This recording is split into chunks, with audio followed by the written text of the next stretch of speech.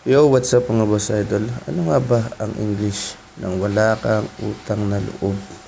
So, marami sa atin ang hindi nakakaalam ng English sa bagay na yan. So, hindi naman sa pag-iibang mga boss idol. Ayan, pakita ko na sa inyo. Yan, tingnan nyo naman.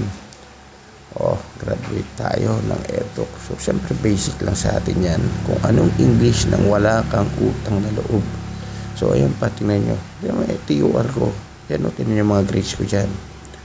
Yan. Diba? Kaya basic lang sa akin yan ngayon. Kung hindi mo alam ang English dyan, ito sasabihin ko na boss idol.